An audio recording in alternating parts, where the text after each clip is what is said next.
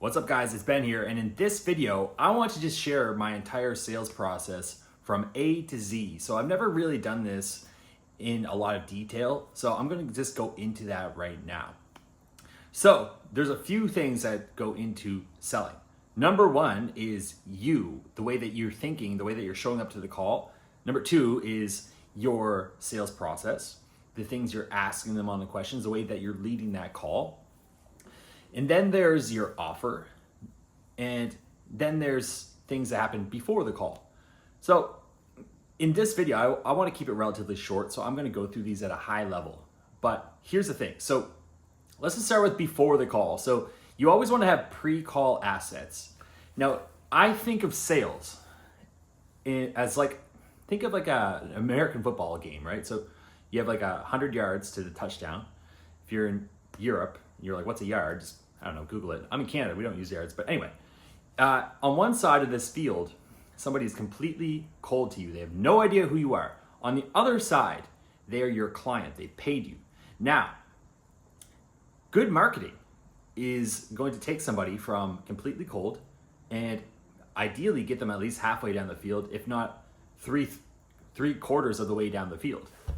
And really good marketing is going to get them all the way down to the 5-yard line. Basically, they're right there. You're just like an order taker. If you want a really easy sales job, that's the way to do it. But some sales jobs, like my friend Chris, who sells gym equipment, he's the marketer, he's the sales guy. He has to go out and find the deals. He has to close them himself. He has to do all the work. So number one is find a role that has good marketing in place where people are already there. And in terms of sales assets, what you want them to see is something that's going to let them know what you do. It's going to build trust. It's going to educate them on the philosophy of your company and why your way of getting results is good, and backing that up with proof. And so there's many ways that you can do that, but that is just one thing that is like a must, right? So if you have to educate them a lot on why your service is so good, that's not a really good position to be in, because you can only do so much on a call, right? You automatically lower your chances of selling them if you really have to do a lot of educating, and that's just something that can happen before the call. So the next thing is you and your mindset. So going into a call is very important, and there's a few different ways I can go about this, but number one thing is what are you focusing on? Are you focusing on this call and all the ways it can go bad? Or are you focusing on all the ways it can go well? So this is a thing that I do before the call. I call pre-call priming. And so I will go and I will make sure I set my intention for the call. Number one, I'm here to help this person. It's not me versus him. It's me and him versus his problem. So I'm coming from a collaborative frame, not competitive. I'm not there to push him into making a decision. I'm there to diagnose the problem and offer a prescription. I'm there to not close a sale, but to help this person solve their problem. So first of all, I have to figure out what there is a problem, and then can we help that? Do they have a high likelihood of winning if they work with us? But that's more towards the actual questions that we ask. On the pre-call priming side, I want to do a few deep breaths before the call, 6 deep breaths into your stomach. And it's going to reset your nervous system, because we can get anxious and it'll take us into a fight or flight mode if we're, for whatever reason, we start worrying about the outcome of the call. In the morning, I like to prime my mind by just doing a simple exercise, right? I think about all the great things that have happened to me in my life. And I think about the most recent great things that have happened. What are my most recent wins? What am I most excited for? The 3 most things I'm the most excited for in the future. What am I most grateful for in my life right now? And I want to get to a point where I'm already feeling like a winner despite the outcome of this call. Okay, so there's a bunch more stuff that I can go in here, but the big thing is coming onto the call, being totally present. I like to leave my phone in another room, and I like to just lock in, close down every other window, and make sure that I'm there completely with the prospect. Okay, so those are high level things to do in terms of priming your mind. The next one is looking over your case studies. Obviously it helps to really know that your offer works. You have to, if your offer isn't helping people get the results, like you should just switch offers. You'll never have conviction in it. Now, this next piece, let's just talk about the process now. What are we actually asking on a sales call? So this is very related to the pitch, okay? So like if a company is asking you to just memorize a pitch, memorize a script, that's a bad company. All the times that I've been most successful, that company has just given me complete leeway to just figure it out myself, okay? And so all the times I haven't been successful, they said, here's the script, follow this word for word, don't deviate, or you're fired, okay? So anyway, in order to figure out, is this person a good candidate, you really need to focus on two things. Number one, can you actually help them? If you bring this person into your program, do they have a high likelihood of being successful? Can your program actually solve their problems? Okay. Number two is, do they have enough reason to buy? So if you charge 10K, I like to ask questions to this person until they sell me that I can definitely help them and that this is a big enough problem for them to justify spending 10K, right? I have to feel ethical about charging that much money. And if I know that somehow I'm not really able to help them, but I'm just following a script and hoping to close them, one, my conviction won't be there. Two, they will feel that. And it's just like, it's a lose-lose for everybody. And so I used to be very big on following certain syntaxes or certain processes or frameworks. And there's a lot of them, there's a lot of them out there that are good. But overall, what I've found is that it's very easy to get distracted and lose your presence when you're always thinking of, what's the next question I gotta ask? What's the next question I gotta ask? So it helps to just have a mental frame when you're going into the call, okay? Like, hey, I'm here to help. I'm here to push you into doing what's right. I don't care if you work with us or not, but I am gonna push you to do whatever I feel like is the best action. And so this comes with like, how do you know what's the best action? Well, you have to be very familiar with the philosophy behind your offer, okay? So like, why does your offer work? Why do these people have the problems, okay?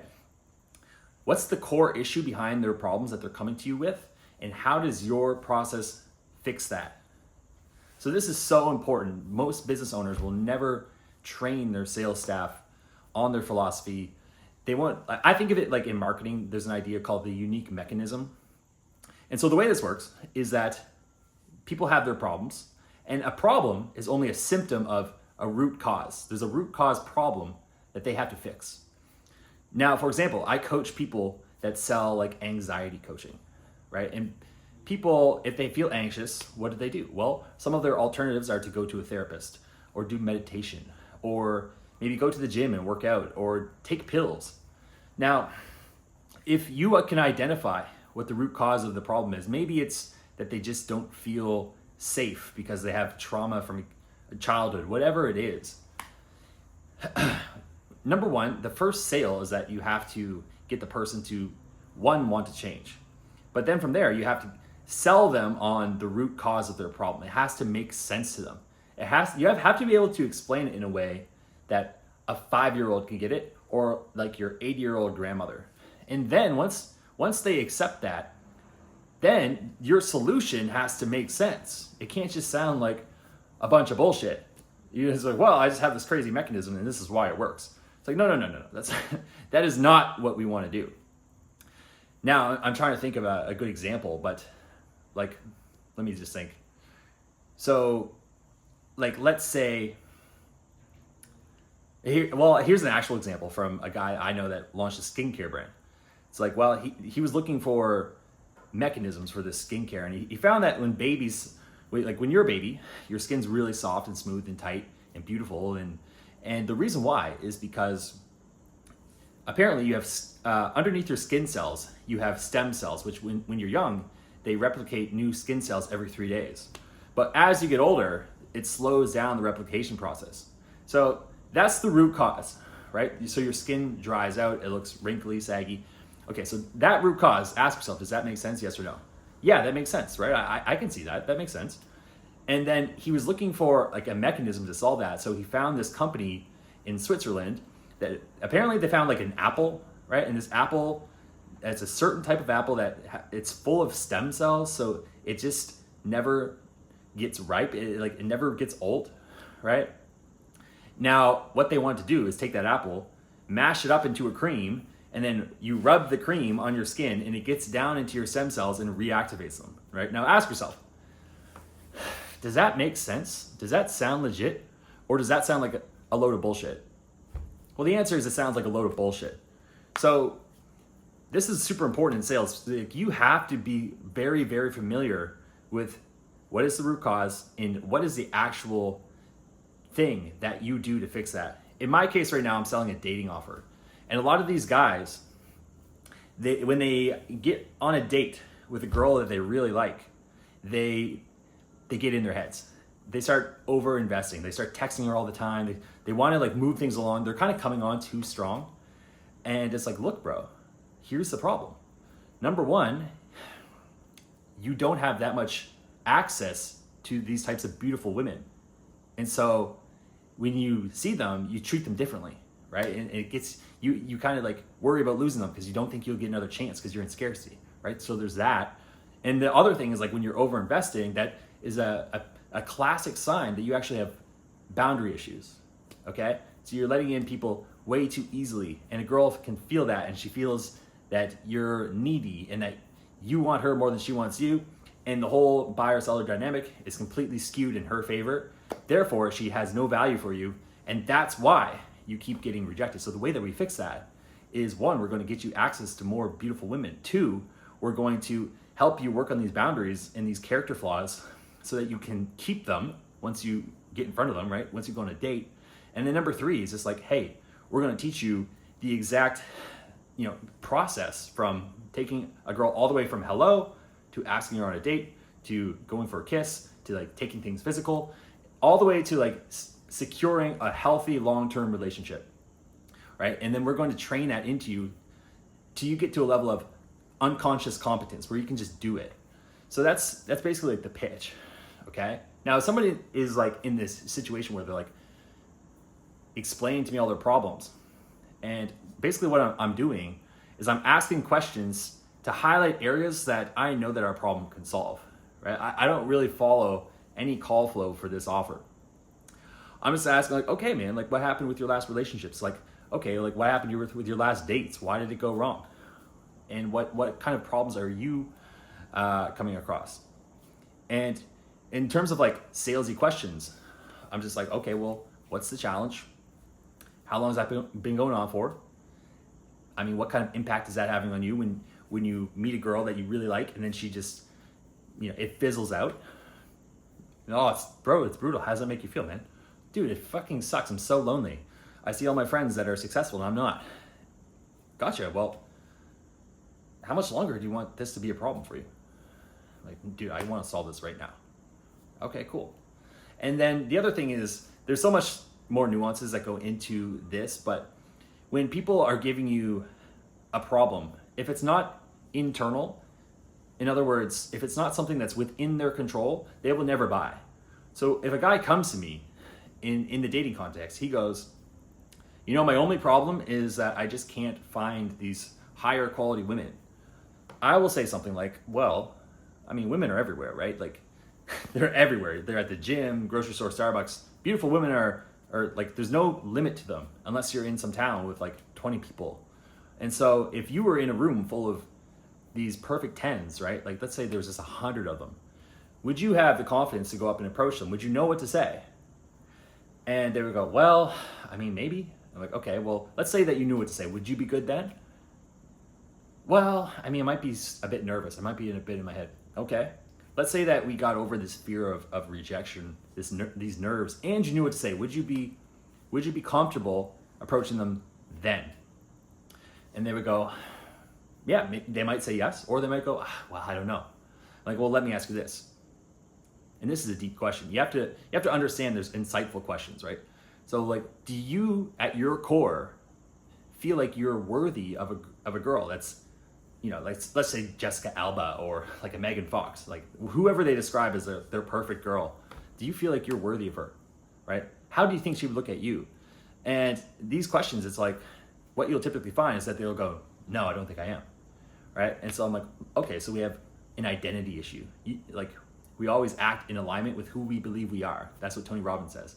And so it's not sales, it's not like a script I just wrote, but it all comes from knowing the problems you solve, the root cause of these problems, the root solutions, and then asking them questions to figure out, is this a big enough problem for them to solve? Like, why should they work with you, right? And then going into the pitch, all you gotta do is like explain how your problem solves these exact issues, how it works, the deliverables, and then you gotta get them to commit. And what I see a lot of people do is they'll go through their whole pitch and then they go, okay, cool, the price is this. And then they get all these objections and then the person leaves and wants to think about it. Okay, so we don't do that. We do not do that. What I would suggest, and I made a video on this, but I'll run through it really quickly, is after you go through your pitch, you go, what questions do you have on that? They go, none, I guess. And you will say, okay, well, listen, man, we only bring, like I frame at the beginning of the call, like we only bring on people that we are 100% sure, or at least 90% sure that they're going to be a success story, right? So I'm going to ask you some questions, and if we can help, we'll go into that. So anyway, I'll say, listen, if we bring you on, will you be coachable and will you be committed to doing the things that your coach asks you to do, yes or no? And they go, yeah, I'm coachable. Yeah, I'm committed, 100%, yeah. Okay, and we generally recommend anywhere from 2 to 3 hours a week to get the best results. Is that something you can commit to? Yes or no? And they go, yeah, if I believe it'll work. Okay, great, that's the next question. Do you believe this will work to get your dating life where you want it to go? Yes or no? Yes, I do. Okay, why though? Or like, why do you feel like it can't? Or what do you feel like would be the best part for you or the most helpful part? And let them talk.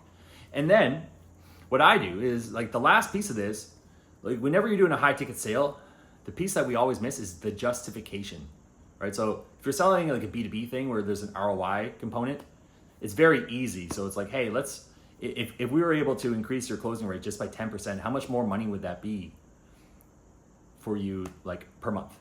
And they might say, oh man, another 10%, that's like 4 more closes and I charge 5K, that's like an extra 20K. Okay, so like an extra 20K per month, you believe that? Yeah. Okay, so we're talking like, what's 20 times 12? I'll just do math for them. So that's like an extra 240K per year. Yeah, just by fixing this. Yeah, okay, man. Well, I mean, I guess the question is, do you want to learn the skills and to be able to close this much more sales? Or would you rather just keep missing sales and lose 240K per month? And they go, no, dude, I want to learn. All right, great. And then we go right into the price.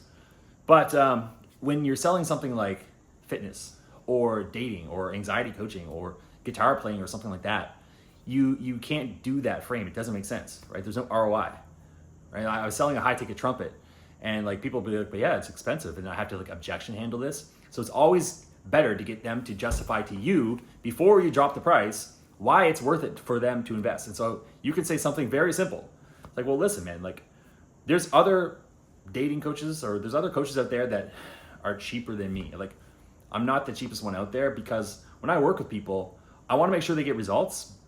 And we don't want to have a bajillion clients that are only paying us like $100 a month, because that way it's like, it just dilutes the amount of attention and customization that you can get. Right, so we do keep the price high for those 2 reasons. With that said, before I go into the investment, if you were to invest in this area of your life, why would you do it? What would make it worth it to you? And they would go, well, I mean, if I could like get a girlfriend and it was serious and it turned into something long term, like that would definitely be worth it. I'm like, okay, cool. Well, I don't have any other questions for you. Like, where do you want to go from here? I was like, well, how much is it? Okay, great, cool. And then I just hit them with the price and just handle any objections. And so there's many objections that could come up, but usually it's going to be along the lines of like, what card can I use? Or like, how do I pay? Or I had a guy that was like, okay, well, like, yeah, I want to do this. Like, can I like start in like a month though? It's like, well, dude, what's going to change in a month? And the guy was like, nothing. All right, let's do it. It's like, all right, boom, what card do you want to use? So that's the process at a high level. And there's more that goes into this. Obviously, there's a lot more, but the biggest thing is like not being salesy, knowing the areas of their life to ask about like you're putting a spotlight on the certain problem areas, and there's certain situations or certain things that are causing pain to your prospects right now, no matter what you sell. So just knowing to ask about those areas and keeping it conversational. Because if you're following a script too rigidly, basically you want to ask questions based on what they just said, right? So if somebody's like, yeah, I'm trying to start this Amazon business, and I've been like, like, I don't know, like reading books about it and stuff, I just haven't started it yet. And like, if you're just like following the script naturally, you probably say something like, or if you didn't have a script, it was just like a conversation between you and your buddies. You're like, well, like, why haven't you started it? But if you're like reading a script and it's like, well, my next question is like this like impact question. Well, like, what kind of impact has it had on you to not have this business started? Right? It's just weird. Sometimes it's just, there's no connection between what they just said and like what you ask. So for one, this like lets the prospect know that you're really not listening, that you're kind of following a script, and it breaks trust, right? So we don't want to do that. And really that is high level, the entire process. Is there more to it than that? Yes, there's a lot more to it than that, but that alone should help you start closing more sales and just making your calls easier. Remember that the high level here is that you want them to ask you for the pitch. You don't want to push them into buying your stuff, because that doesn't work. You don't want to convince them. You don't want to like justify your price to them. You don't want to convince them all the reasons why they should do it. You don't want to use all these like weird tactics to get them to buy now. Like, well, if you sign up today, I'll give you $2,000 off. Like that stuff just is like doesn't work maybe, but you don't need it. And it feels weird and inauthentic just because it is, right? Like it's not necessary. All you have to do is like run the call correctly. Don't show up just like trying to push them into making a decision, but just give them a good offer. It's like, hey, this is the offer. You have these problems. This is a solution. I mean, the problems are going to keep going whether or not you work with us. But if you do, like, we can fix them. But you don't have to. I mean, it's up to you. And like, yeah, I want to do it, right? So anyway, it's just that simple. So sales, it should not be stressful. It should not be painful. Like, if you have a sales call on your calendar and you're like, oh no, like that is like you're already off to a bad start, right? So like you want to find a way to enjoy the call. And the best way that I found to do that is by following this process, right? So with that said, if you have any questions, drop them below. And I am writing a book on this, and I'm going to flesh all this out. But until that's done, if you want help one-on-one with your sales calls, with just closing more, making it easier, and anything I discussed in this video or a lot more, I'll put my calendar link in the link below there. Make sure you subscribe either way for more stuff. I'm going to be uploading a lot more YouTube videos. And until next time, I hope this was super valuable, and I'll see you on the next video.